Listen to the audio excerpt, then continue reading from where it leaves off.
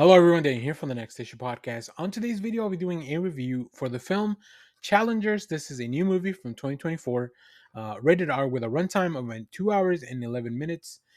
As of the recording of this video, we have a Rotten Tomato score of 89% from the critics, 74% from the audience, and a Letterboxd average rating of 4.2. This film is now available on VOD, which is the reason I'm doing the review. I did go watch this at the theater, and then I have since rewatched it at home. Let me give you a quick synopsis here, and then we'll get into it. Um, this movie revolves around tennis player turned coach Tashi, who has taken her husband Art and transformed him into a world famous Grand Slam champion. To jolt him out of his recent losing streak, she signs him up for a challenger event, which is a tennis term just for a small event, which is close to the lowest level of pro tournament, where he finds himself standing across the net from a former best friend and Tashi's former boyfriend. Of course, there's a lot of intrigue. There's a lot of there's a this movie is a lot. I will start by saying this, and I'll get into the cast and crew in a minute. But to be completely transparent, I was not the biggest fan. As I walked out of the theater, I was not the biggest fan of this film. Uh, but as I've had more time to think about the film, as I've rewatched it, and of course the memes on the internet, I've learned to like I saw what I was missing. Like all the pieces finally came together. I'm glad I didn't do a review right after the film, or right after I watched the film.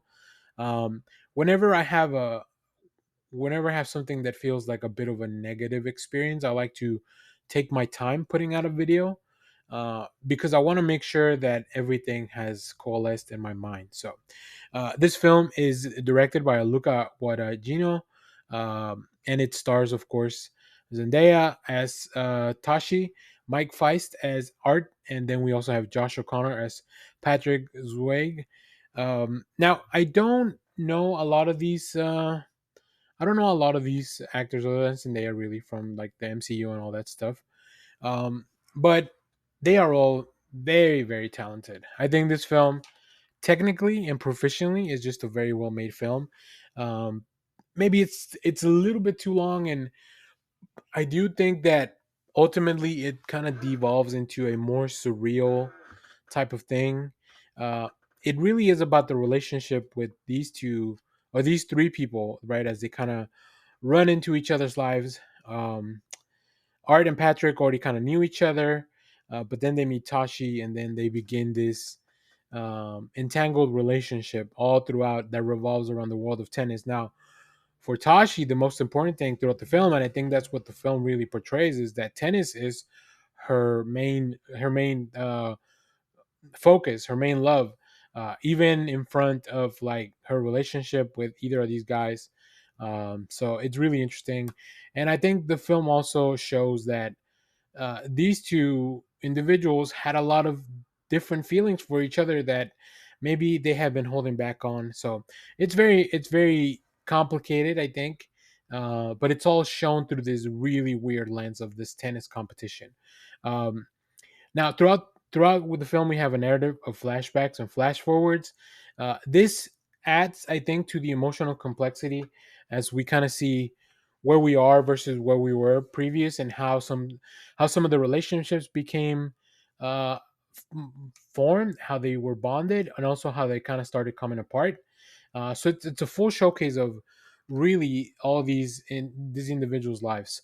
I will say sometimes it can get a little convoluted to follow timelines, follow the reason of events. But with the rewatch, it was definitely interesting to see like all the little things that the filmmakers were planting in the story to like let you know, like, this is where some of the things come from. There's a very infamous T-shirt that's also part of this film, that you see throughout multiple timelines. So, and I think ultimately the central conflict of the film just revolves around reconciling the selfish desires for these individuals, and the love they have for either other people, the sport, themselves.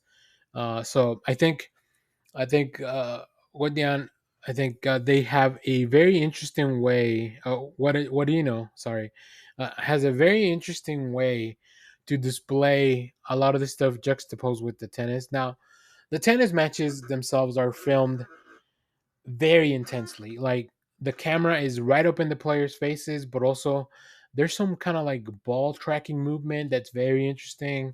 I think, to me, not being somebody that's an avid tennis spectator, like everything looked very original, very much like it was truly happening, very realistic, and that really adds to it.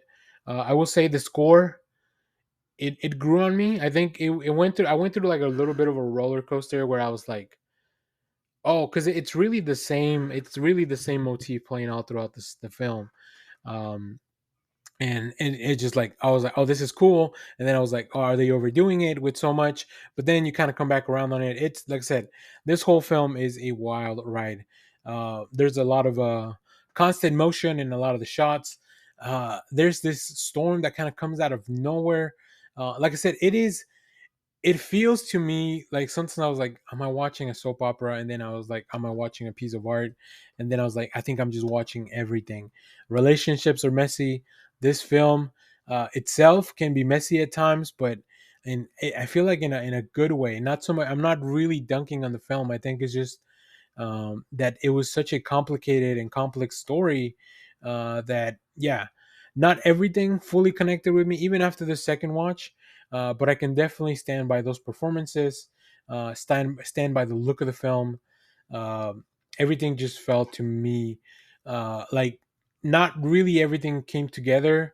There's no happy ending because this film is not about that, but there's also not like a tragic ending either. It's just like the movie just kind of ends and it just leaves you there, and you have to think and figure out how you feel about all that. So yeah, I don't know, there's a lot of complicated feelings that I'm sure a lot of other people have put into words a little bit more cohesively than I have. But overall, I enjoy the film. I recommend it. um, I think it's something that's weird, different. Maybe I just haven't seen a lot of films like this. I'm definitely not familiar with this director. So I don't know that I will go seeking out more of the films because of just like, I feel like this is the one that kind of struck me and stuck with me. So I don't know that I would want to risk that again, right? It's a very risky proposition, I think. So we'll see how it plays out. But if you think there's other films I should watch from this director, put them in the comments. If you've seen this film, let me know what you thought about it down in the comments as well. And as always, thank you for watching, everyone. Remember to share, like, subscribe, hit the bell so you know when we go live. That is most Saturdays, 10 a.m. Central Standard Time. Stay tuned. We have more comic reviews, trailer reactions, TV recaps, all that fun stuff here in the channel. Thanks for watching, everyone. Bye bye.